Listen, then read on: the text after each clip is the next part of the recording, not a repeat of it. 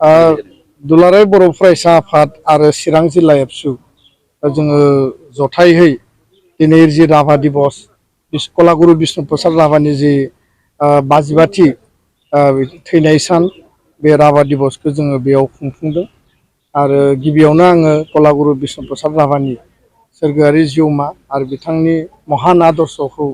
आङो जेब्लाबो श्रद्धांजलि आरो मान बावो आनान गसाइनियाव आरज गाबदों अराय बिथाङा थांना थानाय सुबुं माहारिखौ बा बर' फिसाफोरखौ जाहाथे बोर सारस्रिहरो गुबैयै जोङो दिनैनि बे सानखौ जोंनि जिल्ला जोंनि दखराफ्राबो हाबाफारि लानो खुंफुंदों आरो बेयाव 15 जोंनि आसामनि बड'लेण्डनि गुबुन गुबुन हारिनि राभा बेंगलि बा सावन्ताल बर' गरखा आरो कच राजबंसि बा नाथजोगिक सुत्रधर बे कमिउनिटिनि जायफोर गेदेमा सुबुंफोर जाय बिथांमोना समाजाव सोलोंथाइ बिथिङाव थुनलाइ बिथिङाव बा मेथाइ दामनाय देनाय बिथिङाव गुबुन गुबुन बिथिङाव जायफोरा मेजर कन्ट्रिबिउसन होदों आरो जायफोरनि गेजेरजों मोनसे मोनसे ओनसोल मोनसे मोनसे समाज मोनसे मोनसे हारिया जौगानायनि लामाखौ नुदों थांना थानायनि मोनसे साहस मोनदों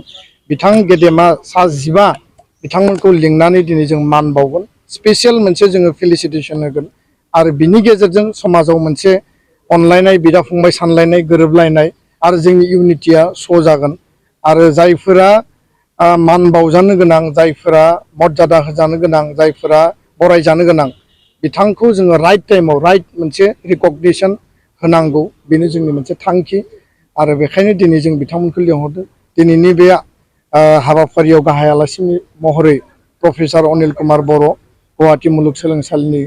बिथां सारखौ जों लिंदों आरो मिजिंथिदों जे बिष्णु राभानि जि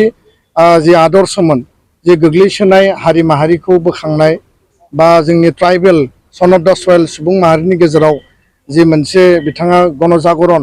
मोनसे सृष्टि खालामदोंमोन मेथाइनि गेजेरजों गावनि स्पिच आरो भाषणनि गेजेरजों रायजो राजानि खाथियाव थांनानै गामियाव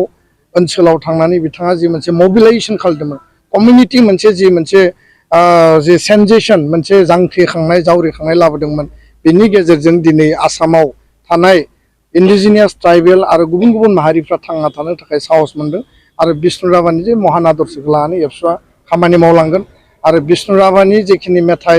बिथांनि जि मोनसे बाथ्राफोर दंमोन बेफोरखौ लानानै जोङो हाबा मावलांबा इयुन जोलैया निस्सय फैबाय थानाय समाव जोंनि हारिखौ जोंनि समाजखौ जौगाहोनायाव जोङो मजबुत मोनसे जाफुंसारनाय मोनगोन होननानै जोंहा गोसोआव गोथौयै फोथायनाय दङ। गोजोनथाव खौरां नोंथांमोननि थाखाय लानानै फैदों एमआरएम मेमोरियेल हस्पिटालाव गोबां बेमार फाहामथाय होनायनि खाबु।